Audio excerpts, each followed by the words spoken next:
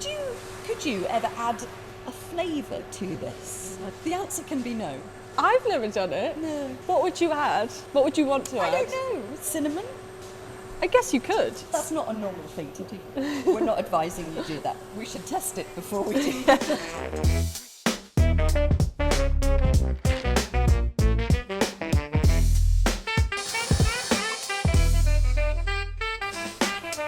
We're going to move on to our caramelised pecans. These are crunchy, slightly salty. We put them on quite a lot of our products in our shops. We can use them as an ingredient to go in things. Yeah. Really good. We're going to show you now.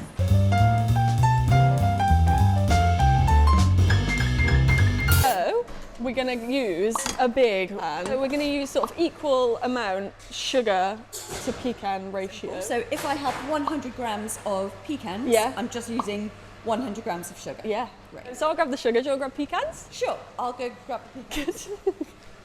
Pecan halves. And then what we do is we choose the nice pecans, so they're like attractive pecans. If we're using them for decoration, we want whole pecans. Exactly. And then I'm going to just add a splash of water to the sugar just to get it started. Just a splash. Just a splash. You can go as much as you dare. Like you could go dry sugar if you wanted, but I don't want to.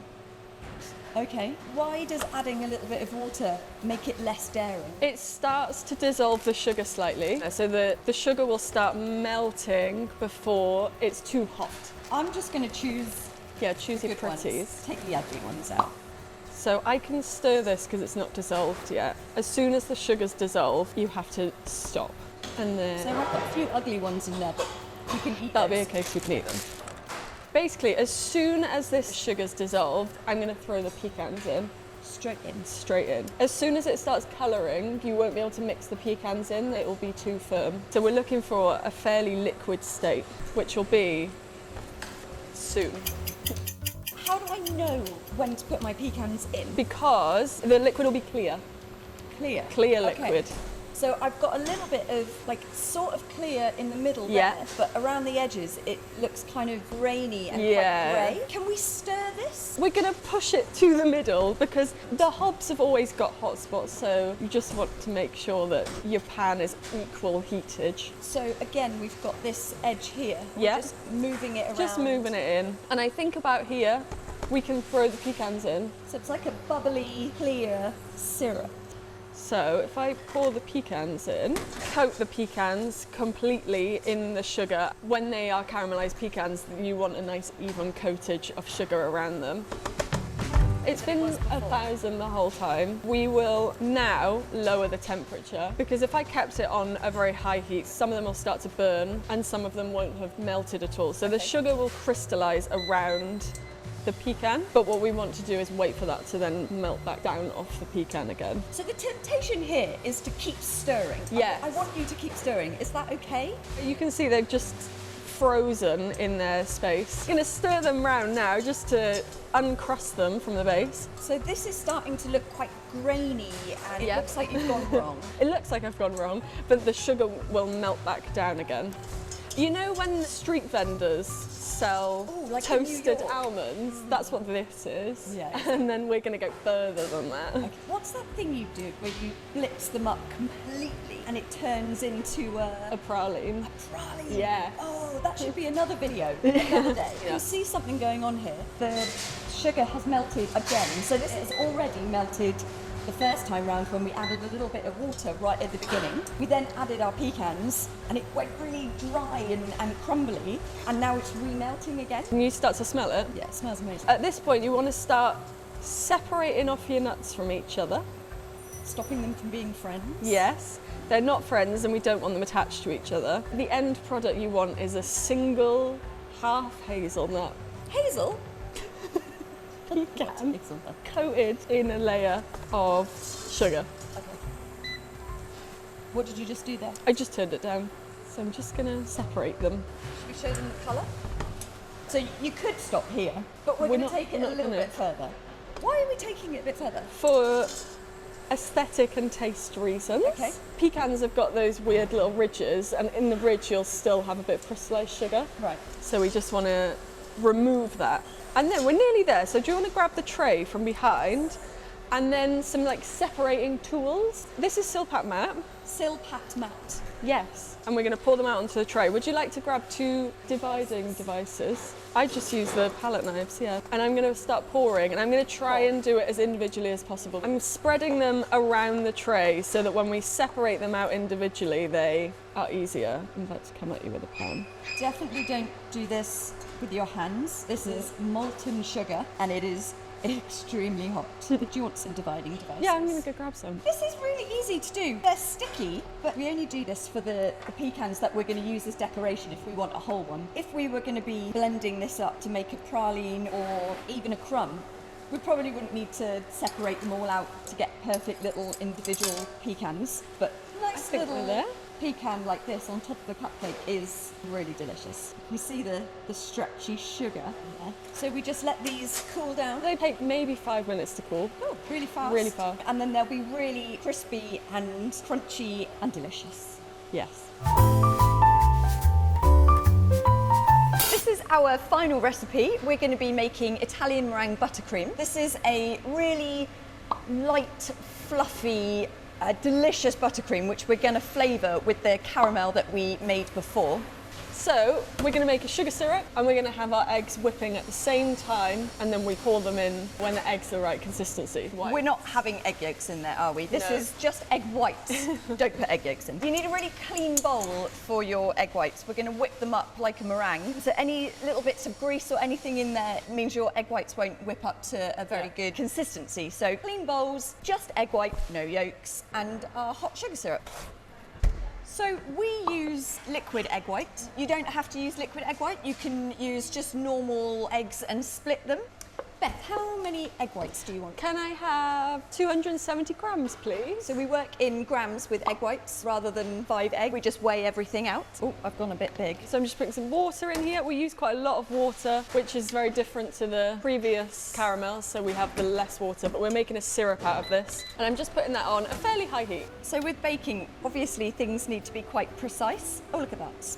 Bang on. It was just a tiny little bit I took out, but for the sake of things working and going well, I'm going to do it precisely. Yeah, so we want to get that on. We want to whip it on a medium speed. And we want to do a medium speed because you want the process of the egg whites whipping to be longer. If you put it straight on a high heat, you would get very large air bubbles in your eggs and a less smooth texture at the end. So a low but long whisk. Yeah. Make sure you're using a whisk, not a paddle. That gives you really good, fluffy, whipped up egg. So we're using our KitchenAid. I don't think doing it by hand is an option. You could do it, but you'd just be juggling a lot of things at the same time. So I'm just going to start this off on a low-medium speed. That's him.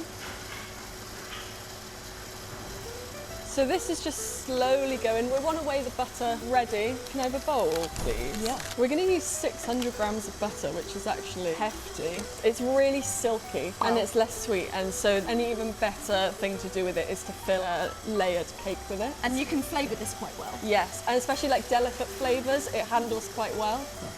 It's so much butter. That's why it's so delicious. Lovely. I'm waiting for it to be 121.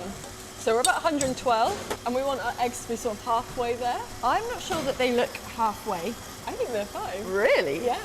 What is it that we're actually looking for? We want it to leave a trail in the egg whites, but not be firm. As soon as it looks dry, you've overdone them. You want it to still be wet. We're at about 115, so if we could turn that up slightly.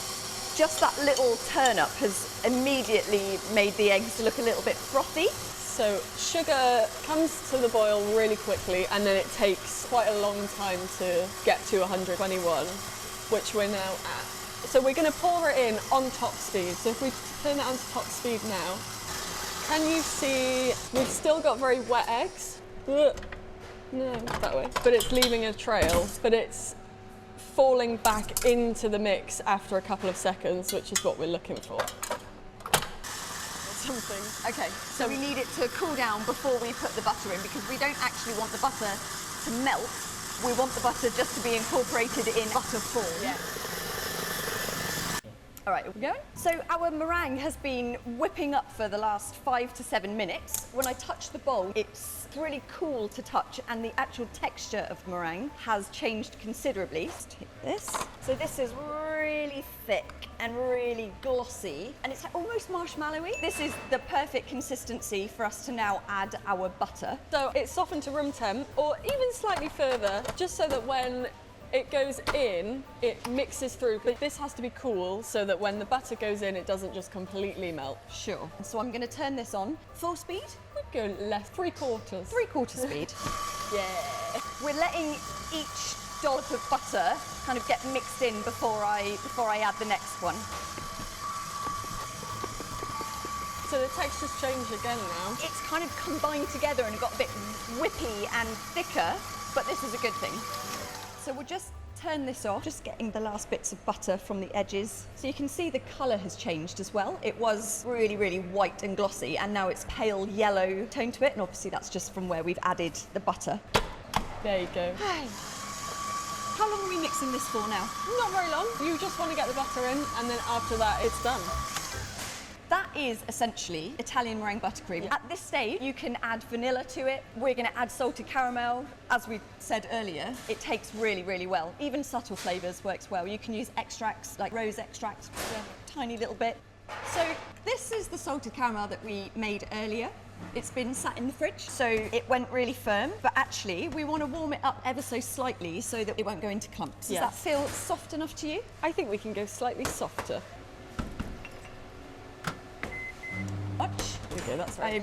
Should we go for one good dollop? A good dollop. Switch her on. I'm going to look for the colour to change slightly, and I think that'll indicate that we've got a good amount of caramel in there. And then what we can do is just give it a mix around the sides, because I'm aware that when I put that in, I just drizzled it down the edge.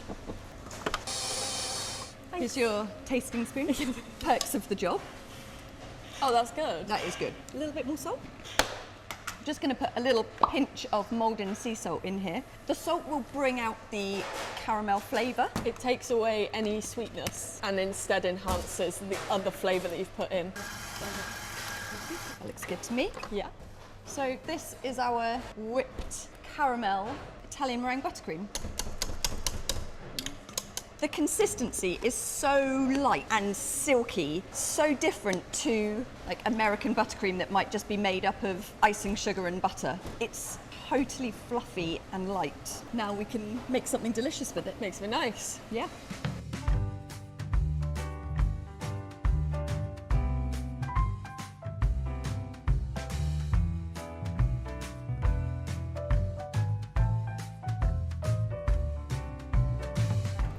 So we've shown you how we've made our Italian meringue buttercream, and in another video we are going to pull together some really delicious salted caramel ingredients to make a salted caramelised pecan cupcake. Yeah. That's how we do it our way, and you hover over and then we try and not make a snail. No snails. No snail.